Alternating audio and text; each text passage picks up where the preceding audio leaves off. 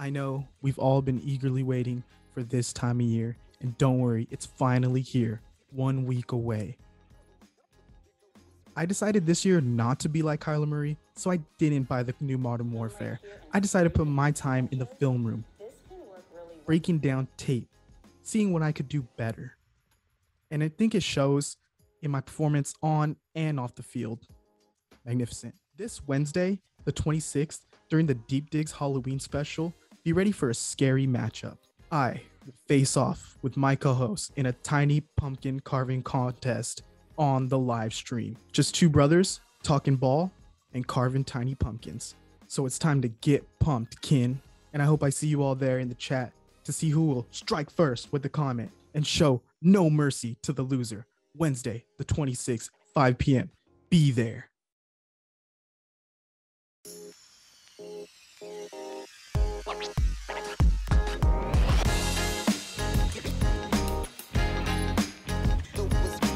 What's up, guys? Welcome back to the Deep Dig of Sports pod. I'm your host, Drew, with my other host over there.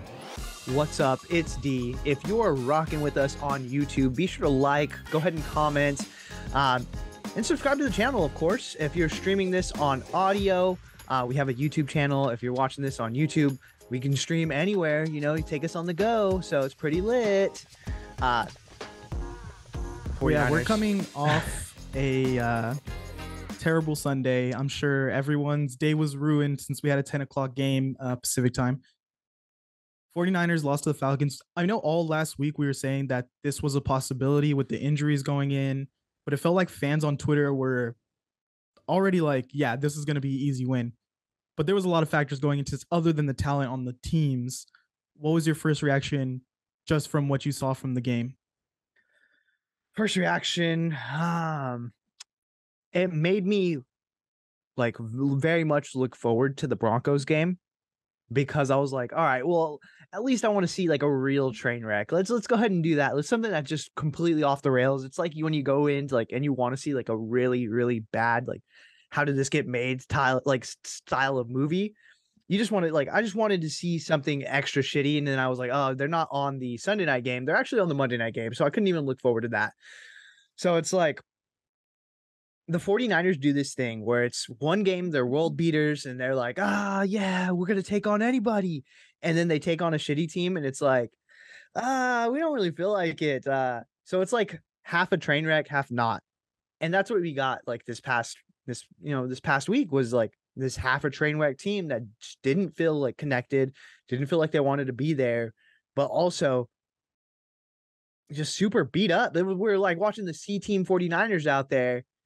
And it felt like the coach really like exuberated the this is a trap game, like fuck it mentality. Like, what did you see? Yeah, I feel like from the get-go, the offense came out with no energy. And we've been saying this for weeks that this is the Kyle Shanahan cycle. They look okay, they look terrible, and then they have this like breakout game where they're world beaters and nothing. They look unstoppable. Like they play the Rams and they win. They play the Cowboys and they dominate. They play the Packers, and then everyone starts riding Shanahan like he's the best coach in the NFL. And then we come back down to earth and we get a game like this where they just play down to opponents and they can't do anything on offense. So we've been hesitant to be excited about the 49ers since Jimmy G took over. And this is why, because we don't know what 49ers will show up. The dominant team that plays the Rams or the teams that play the Falcons like this. And it was just, man, it was an all around embarrassment. Like that fumble for the touchdown. Okay, it happens. They started to come back and like they put up 14 points, but the defense can only do so much. And your offense needs to get going, man. We couldn't run the ball. Jimmy's throwing picks and receivers are dropping balls. And we'll get into Jimmy more, but just all around disappointment throughout the game. And I think most of that falls on Kyle Shanahan's shoulders. I have the perfect analogy. The 49ers are pizza. Some days it's like awesome and you're like, fuck yeah, pizza, let's go.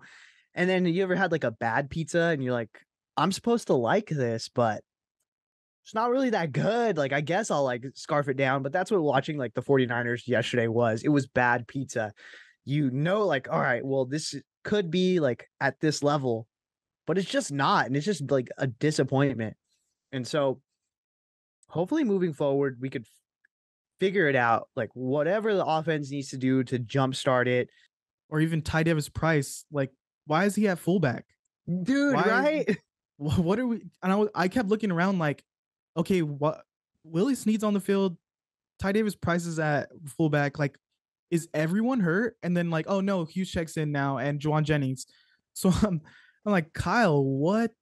These aren't even dynamic play calls. It's just the same bland play calls with different players in different positions. So I don't know what was going on with this week. Yeah, I don't know. I did kind of semi call it. I said like, hey, this gives off trap game vibes. I know we're feeling good off this Panthers win, but the Falcons do stick into games, and we are looking forward to this Chiefs week. So, we're And staying on the that's East Coast. The and that's why Greenbrier. we didn't bet against the spread. We bet some props and we hit We did hit three for the weeks in a third row. week in the row, baby. 3 weeks, 3 wins. Let's go. That's fire. And that's another day. We'll go ahead and get into it. But go Yeah, ahead and go ahead and subscribe. check out our YouTube exclusive Diamond Pick of the Week. We drop every Saturday. So you could get the best tips on what to bet and how to make money on the 49ers every Sunday. We're going for 4 in a row. We're going for 4 Going in a for row. 4. I think we're going to hit it. But something I'm seeing a lot of is just like this past offseason where everyone was arguing for Jimmy G or for Trey Lance. People are arguing, was Jimmy G good? What's your take on it? Did you think it was a good game from Jimmy Garoppolo? I mean, from what I saw, I thought he was good, not great. I think a lot of this fell on the game plan and the play calling, but Jimmy did throw some darts, and everyone wants to point out when he's scrambling, points Kittle to the corner of the end zone. Kittle flans his route, he misses him. Warner down the middle, huge drop. There was obviously drops throughout the game, and he threw 2 interceptions. Right, the one before half. That And then ball that is the one off yeah, of just Debo's fingertips. the one off of Divo fingertips, but I'm gonna attribute that a little bit to Jimmy because that was a high ball. That was almost too high for Debo, if you noticed. It was off his fingertips, like he was in the air outstretched, and that tipped off him. I'm gonna accredit that to Jimmy, actually. What do you think about that? That's a fair assessment. I But think that one, the first one, yeah, go ahead and talk about that first one. I think the that the first one's second one on could be on Kyle Jimmy. because the situation is they showed the line to make for the field goal was 9 yards away, if not like 10 or 11. It was around there. And we had 9 seconds. Kyle calls a go route in triple coverage instead of like, say we're the Bills or the Chiefs. How many times are they in that situation and they're pushing for points? Like they want a field goal. The plays before that, it felt like Kyle was like, let's just pretend and let's get to half. Because I think he ran it from like a minute and a half to like 30 seconds. They're like still lollygagging, taking their time. And then they get down. Kyle always does this before half where they get down to like 10, 20 seconds. And then they're like, all right, now let's try to score points. And it's almost like this fake effort of like, we don't want to risk anything. So let's just pretend that we're going to try to score points right here, guys, because obviously we had no time. And they did this in like the Super Bowl a couple years ago when, that long throw to Kittle and he actually caught it and they called offensive PI. Yeah. And he caught it, but then I remember thinking like, Kyle, but you ran down the clock, so we don't even have time to score if this play still counted. And that's just like this dilemma that I see with Kyle before half. Like, why didn't we run an out route or sneak the running back out and get out of bounds and get some yardage for a field goal? We had the time, but he doesn't have a scheme for that to get out of bounds and gain 10 yards. I don't know. What did you think about the interceptions for Jimmy or Jimmy's performance overall? Jimmy's performance overall was good. I think that like the 49ers as a fan base, like you're going to hate on like the quarterback regardless. I think that some people just love to hate on the quarterback and it's getting pretty ridiculous at this point. was even seeing like after the Ray McLeod drop, which was a drop. He ran a shit route. He dropped the ball after that. Like it was a drop, bro. Let's go ahead and get that straight. Jimmy hit him right on the hands.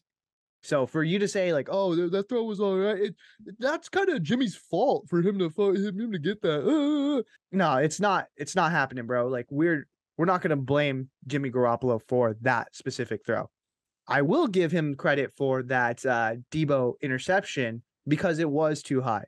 But to say that Jimmy Garoppolo had a bad game, you're just flat out wrong. Like he did not have a bad game.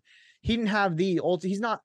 We know Jimmy Garoppolo. We know he's not this world beater that's going to go out there and win the game specifically on his arm. He's not Josh Allen. He is not Tom Brady, but he's a serviceable quarterback.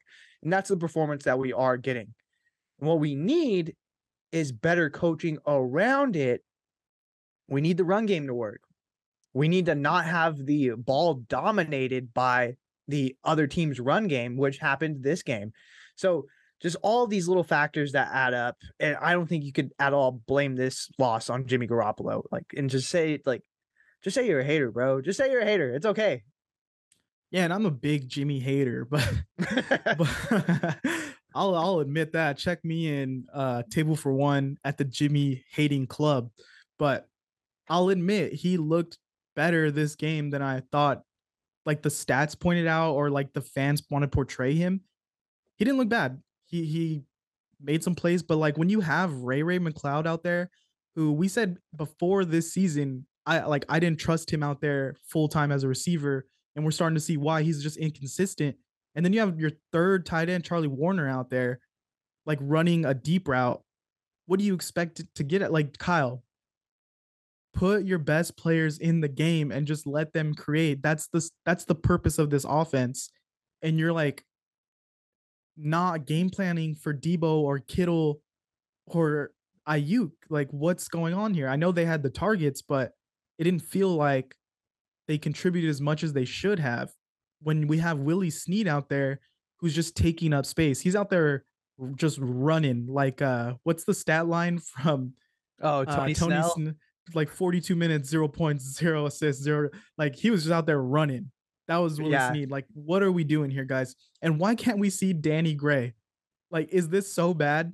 Is he so bad that we can't get him on the field?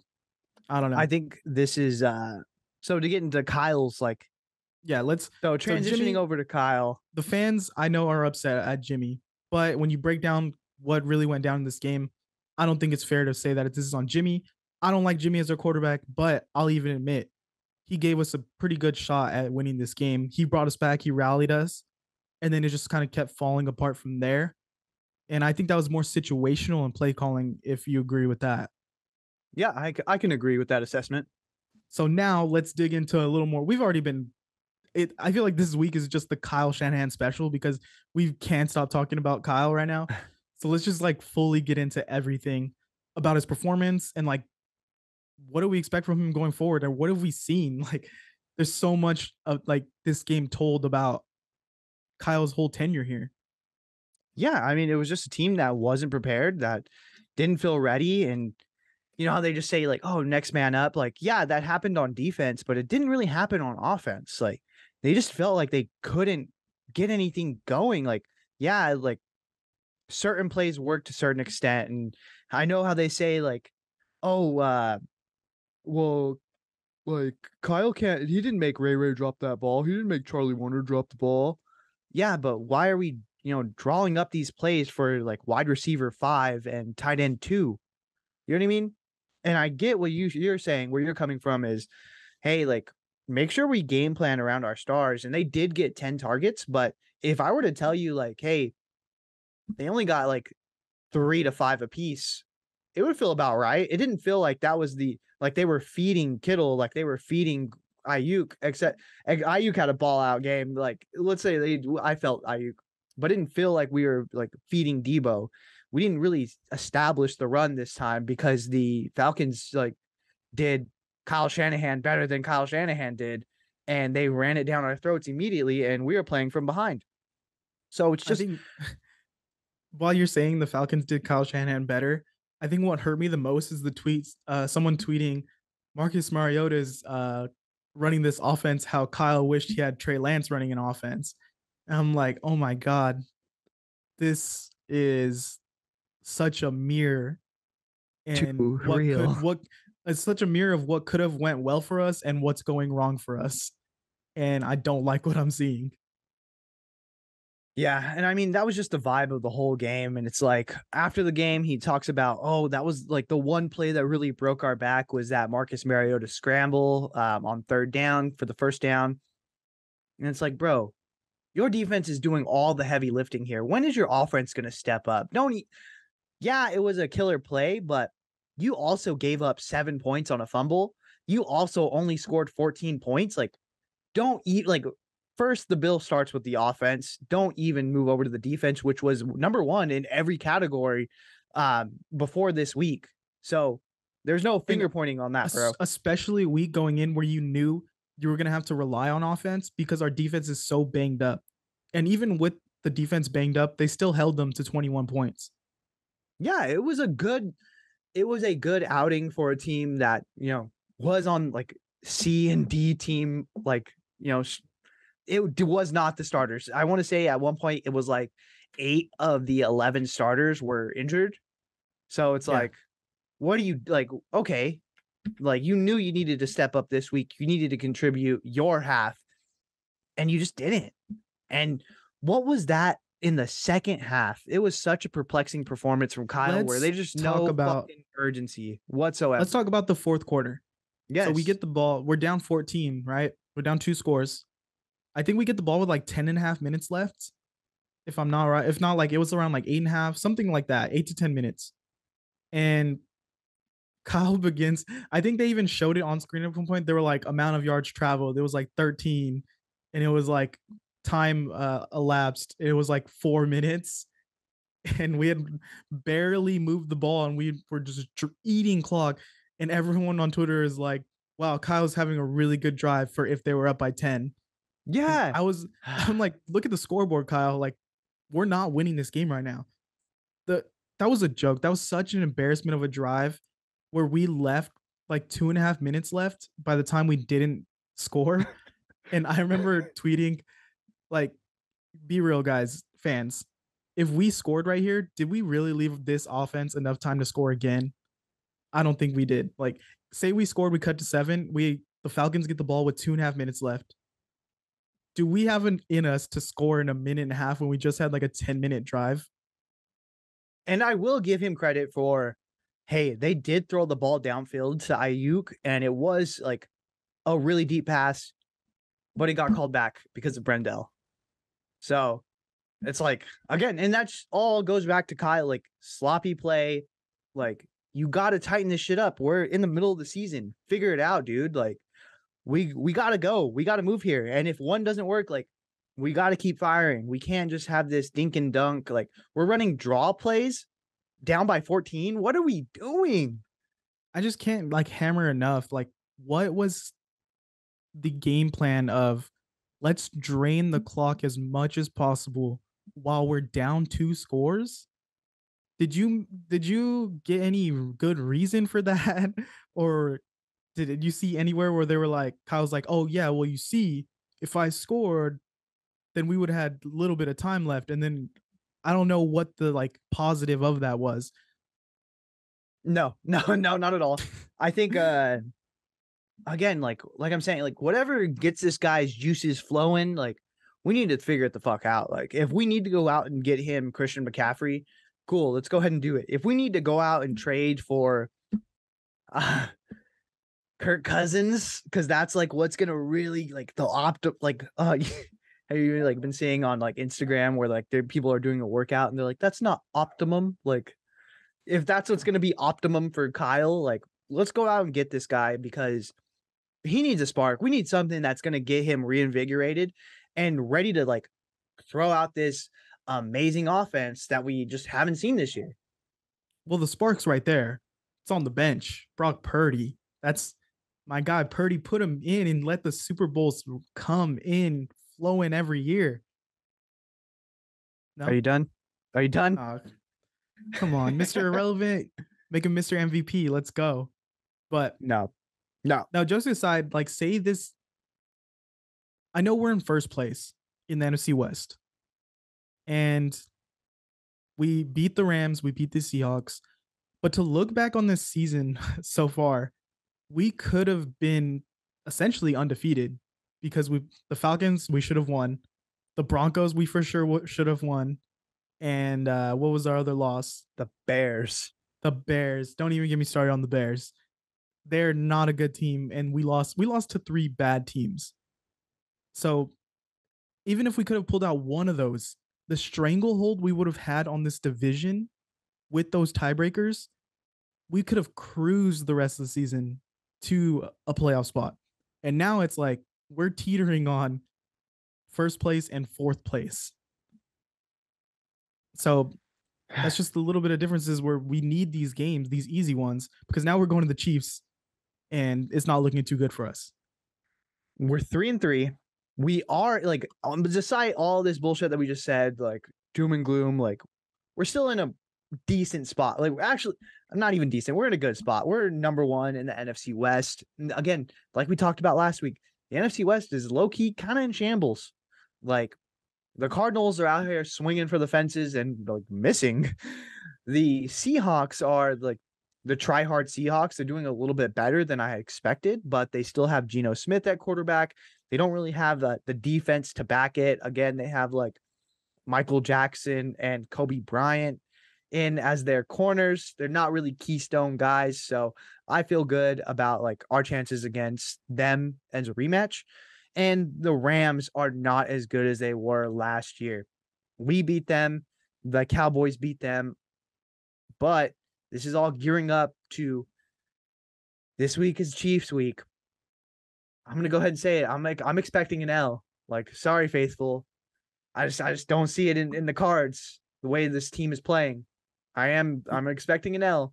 And so going into the Rams week, it's gonna be another like Kyle Shanahan is just setting us up for a do or die Rams game that's gonna be all of our chips on the table. Like, can we beat them? McVay, Kyle, like, let's see who's better, you know? Yeah, this is setting up for another. Just continue the cycle, man. We're gonna lose to the Chiefs, and then Kyle's gonna look amazing against the Rams, and it just continues and continue, rinse and repeat. And then we're gonna go back to being okay, okay, okay. And if we can pull off some magic and beat the Chiefs, we're looking great, but I don't feel great about it. And we'll get more in depth about that. Actually, we have a guest coming on this week, someone from the Chiefs' point of view. We got Charles Robinson, contributor for Arrowhead Addict. He's going to be on the show. We're going to release on audio, so you guys don't worry. It'll be on Spotify and it's going to be on YouTube, anywhere you can get it this Friday. Look out for that breakdown of the game. Exciting stuff. Exciting stuff. But I'm expecting an L there. It's gonna make the Rams game especially spicy.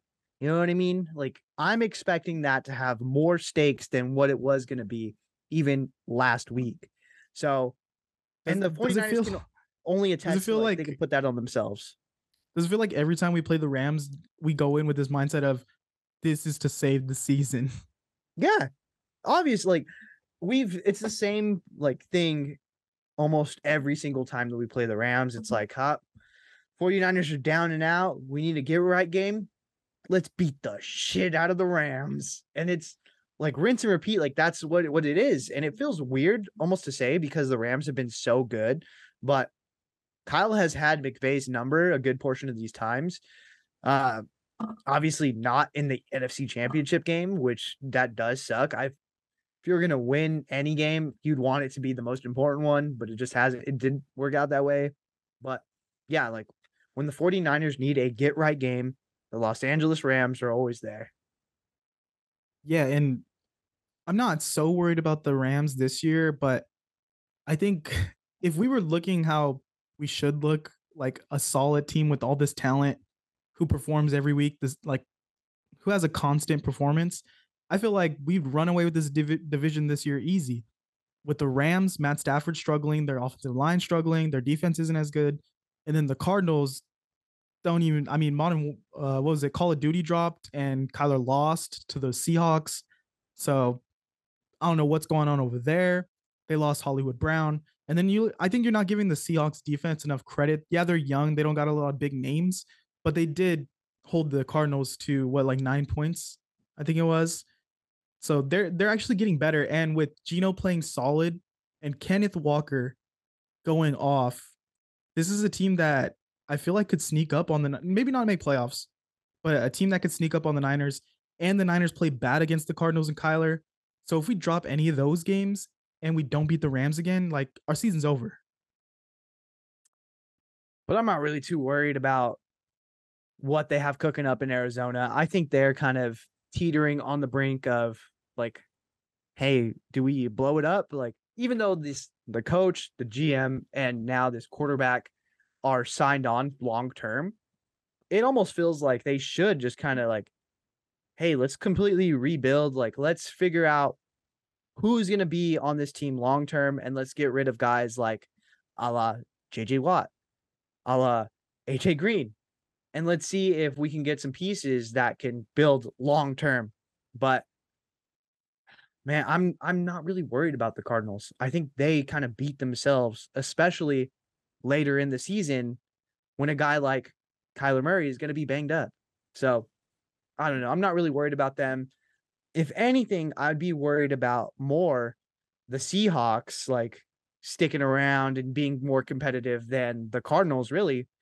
And the Rams, I feel like just based off of McVay's track record, he's not going to go down without a fight. I would expect him and Les Snead to like really push for some trades in this deadline. And do you see Cam Akers just pretty much played his last game with the Rams? Did you see that?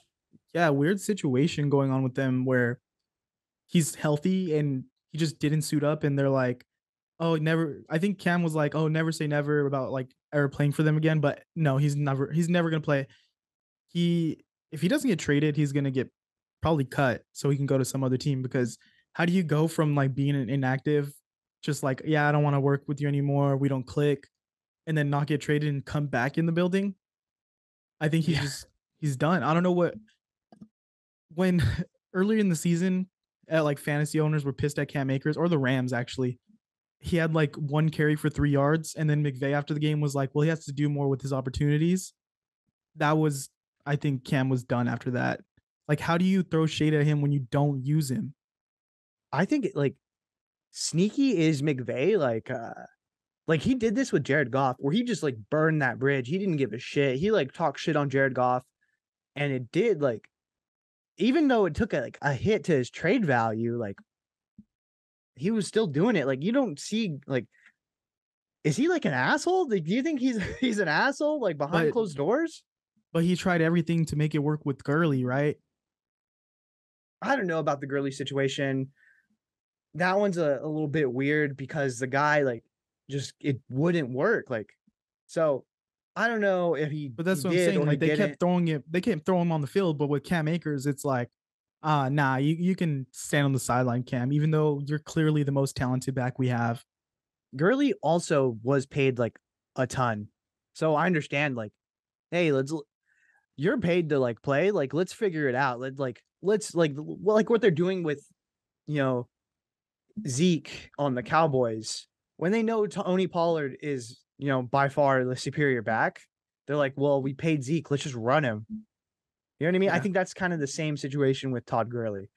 But this Cam Akers thing is pretty weird. I think now because you kind of traded away all your assets that like for like all of your draft capital, you have to roll with these guys. You have to roll with Stafford. You're gonna have to. Hopefully, you can get back something for Cam Akers, but I think they're gonna go chips in and like keep doing what they've been doing, which is fuck them picks.